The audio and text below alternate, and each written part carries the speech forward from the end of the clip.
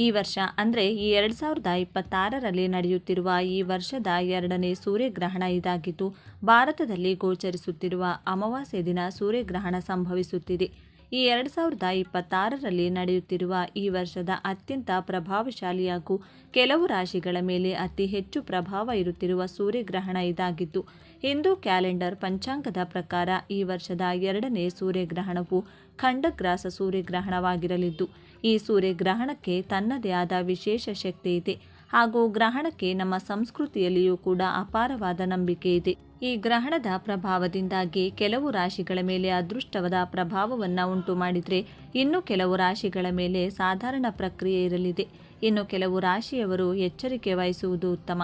ಈ ಸೂರ್ಯಗ್ರಹಣದ ಸಂದರ್ಭದಲ್ಲಿ ಗರ್ಭಿಣಿ ಇರುವ ಮಹಿಳೆಯರು ಅಗತ್ಯವಾಗಿ ತೆಗೆದುಕೊಳ್ಳಲೇಬೇಕಾದ ಮುನ್ನೆಚ್ಚರಿಕೆಯ ಕ್ರಮಗಳು ಏನೇನು ಹಾಗೂ ನಮ್ಮ ಭಾರತದಲ್ಲಿ, ಅದರಲ್ಲೂ ವಿಶೇಷವಾಗಿ ನಮ್ಮ ಕರ್ನಾಟಕದಲ್ಲಿ ಈ ವರ್ಷದ 2ನೇ ಸೂರ್ಯಗ್ರಹಣ ನಡೆಯುತ್ತಿದ್ದು, ಇದು ಎಲ್ಲೆಲ್ಲಿ ಗೋಚರಿಸುತ್ತದೆ ಹಾಗೂ ಕರ್ನಾಟಕದಲ್ಲಿ ಗ್ರಹಣ ಸಮಯ ಯಾವಾಗ, ಎಷ್ಟು ಗಂಟೆಗೆ ಸೂರ್ಯಗ್ರಹಣ ಗೋಚರಿಸುತ್ತದೆ ಹಾಗೂ ಈ ವರ್ಷದ 2ನೇ ಸೂರ್ಯಗ್ರಹಣದ ಪ್ರಭಾವವು ಹೇಗಿರಲಿದೆ ಹಾಗೂ ಸೂತಕದ ಆರಂಭದ ಕಾಲ ಯಾವಾಗಿನಿಂದ ಆರಂಭವಾಗುತ್ತದೆ, ಈ ಗ್ರಹಣ ಸಂದರ್ಭದಲ್ಲಿ ಅನುಸರಿಸಬೇಕಾದ ನಿಯಮಗಳು ಏನೇನು ಹಾಗೂ ಯಾವ ರಾಶಿಗಳಿಗೆ ಯಾವ ಫಲ ಎನ್ನುವ ಬಗ್ಗೆ ಕಂಪ್ಲೀಟ್ ಆಗಿ ತಿಳಿದುಕೊಳ್ಳಲು ತಪ್ಪದೆ ಈ ವಿಡಿಯೋವನ್ನು ಕೊನೆವರೆಗೂ ನೋಡಿ ಹಾಗೂ ಈ ವಿಡಿಯೋಗೆ ಒಂದು ಲೈಕ್ ಮಾಡಿ.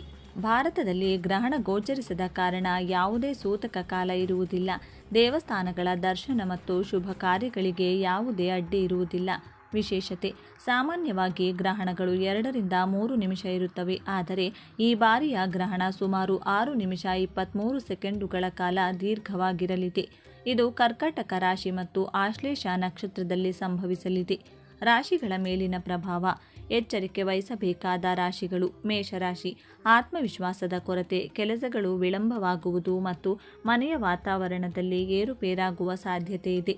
ಸಿಂಹರಾಶಿ, ಪ್ರಯತ್ನಿಸಿದರೂ ಯಶಸ್ಸು ಸಿಗದಿರುವುದು ಮತ್ತು ಸಂಬಂಧಗಳಲ್ಲಿ ಬಿರುಕು ಉಂಟಾಗುವ ಸಂಭವವಿದೆ. ಧನುರಾಶಿ, ಕೌಟುಂಬಿಕ ಕಲಹ, ಆಪ್ತರೊಂದಿಗೆ ಮನಸ್ತಾಪ ಮತ್ತು ಕೆಲಸದ ಸ್ಥಳದಲ್ಲಿ ಒತ್ತಡ ಹೆಚ್ಚಾಗಬಹುದು. ಕುಂಭರಾಶಿ, ಆರೋಗ್ಯ ಸಮಸ್ಯೆಗಳು, ಸ್ನೇಹಿತರೊಡನೆ ವಾದ ವಿವಾದ ಮತ್ತು ಧನನಷ್ಟದ ಮುನ್ಸೂಚನೆ ಇದೆ. ಅನಗತ್ಯ ಖರ್ಚು ಮಾಡದಿರುವುದು ಉತ್ತಮ. ಮಕರ ರಾಶಿ, ವೈವಾಹಿಕ ಜೀವನದಲ್ಲಿ ಸಮಸ್ಯೆ ಮತ್ತು ವ್ಯವಹಾರದಲ್ಲಿ ನಷ್ಟದ ಸಾಧ್ಯತೆ ಇದೆ.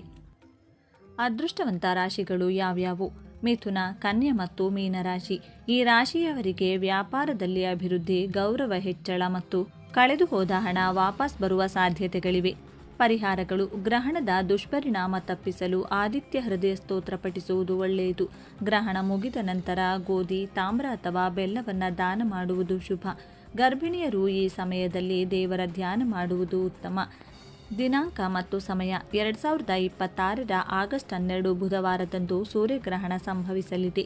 ಭಾರತೀಯ ಕಾಲಮಾನದ ಪ್ರಕಾರ ರಾತ್ರಿ 9:04ಕ್ಕೆ ಆರಂಭವಾಗಿ ಮಧ್ಯರಾತ್ರಿ 1:27ರವರೆಗೆ ಇರಲಿದೆ. ಗೋಚರತೆ: ಭಾರತದಲ್ಲಿ ರಾತ್ರಿಯ ಸಮಯದಲ್ಲಿ ಗ್ರಹಣ ಸಂಭವಿಸುವುದರಿಂದ ಇದು ಭಾರತದಲ್ಲಿ ಕಾಣಿಸುವುದಿಲ್ಲ. ಮುಖ್ಯವಾಗಿ ಗ್ರೀನ್ಲ್ಯಾಂಡ್, ಐಸ್ಲ್ಯಾಂಡ್ ಮತ್ತು ಸ್ಪೇನ್ನಲ್ಲಿ ಪೂರ್ಣವಾಗಿ ಗೋಚರಿಸಲಿದೆ.